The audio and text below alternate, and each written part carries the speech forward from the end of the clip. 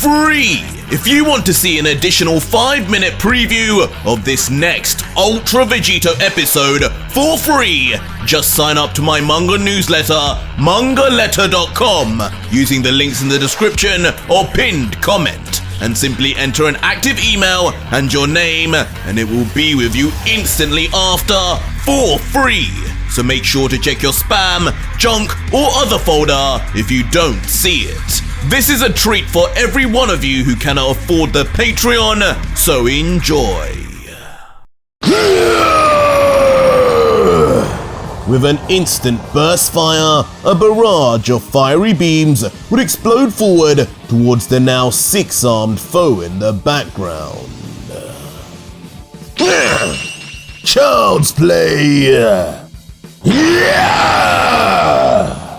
But with a yell, and with insane movement of his 6 limbs in all directions, each and every one of his enemy's beams would be parried and deflected away. The deflected beams perfectly moving straight behind the warrior to explode with seismic impact. But even as the strange blocks would remain smoking away, their firer would vanish instantly. Show me what use those arms are now! As appearing right in front of the 6-armed foe, confronting him face to face again, the hooded figure would be ready to take things close combat again. Once again at each other's faces, rushing in with a punch each before.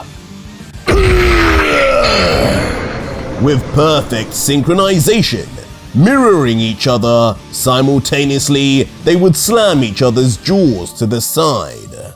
A mystery, their masks didn't explode from the strikes, as the shuddering impact alone would send vibrations all through the forest, shaking the thousands of trees. But of course, with a force like that, there would be no way that the two would remain in the same position, with now both being forced backwards in opposite directions, flying rapidly away. But neither defeated just yet.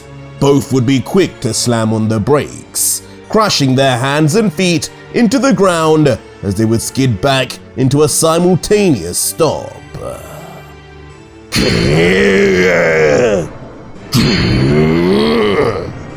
And it would be at this point that finally, the two clearly full of anger and rage beings would start removing their masks. And already, we would know exactly who they are.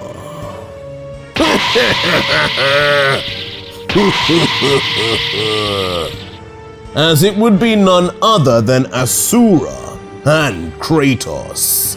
Decades later, it would seem, in the mysterious training chambers of the Elder Gods, where time would move differently, but now not only far more familiar with each other, but far more powerful, as a grinning Asura would remark, "I guess we'll call that one a draw, but rest assured, my mantra will only continue to grow my power.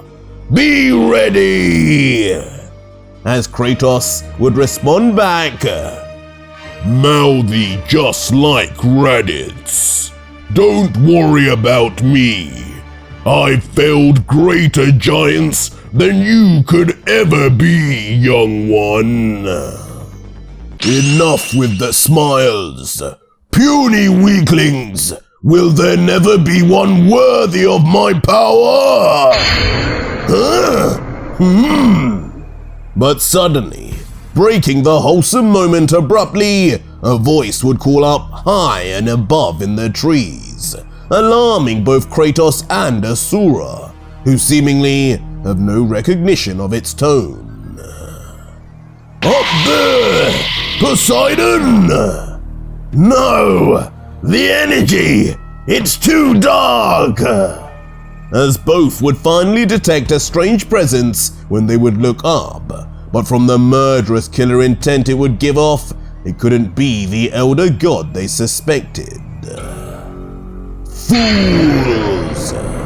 As strange red eyes would start to appear from the bushes and briefly show a face before the creature would jump down and make itself known.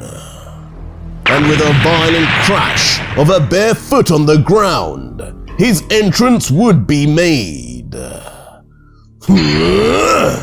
But raising his other foot, this mysterious figure would not be done, bringing it down with force until with a plane-shaking slam, the demonic creature's full face would be on show. Power and dominance flowing from his aura and appearance alone. Just who is this spiky-haired man with dark brown skin? Fear my power! Even death is beneath me! Akuma! Master of Fists!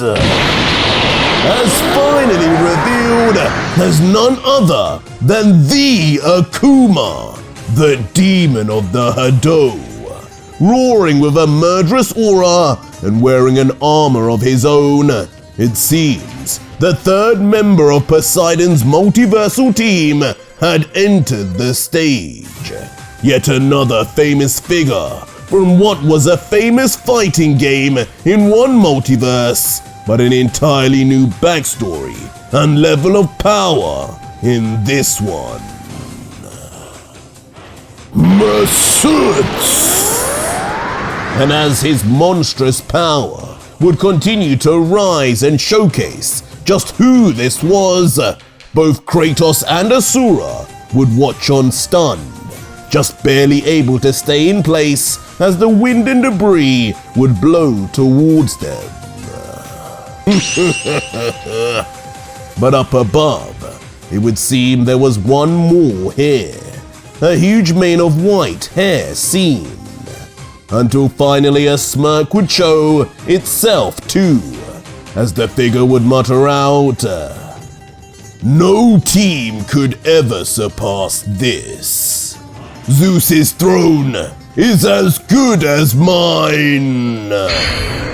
As suddenly an ungodly roar would be given off, as Poseidon would be revealed high up above in the sky and riding on what looks like a giant levitating shark.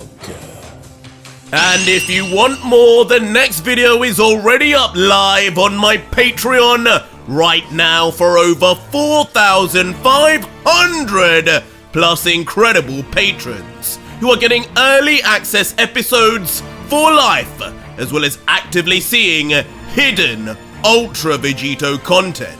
And if you want that too, head to my Patreon to see the full next video and see just what insane turn of events happens next in yet another very long episode.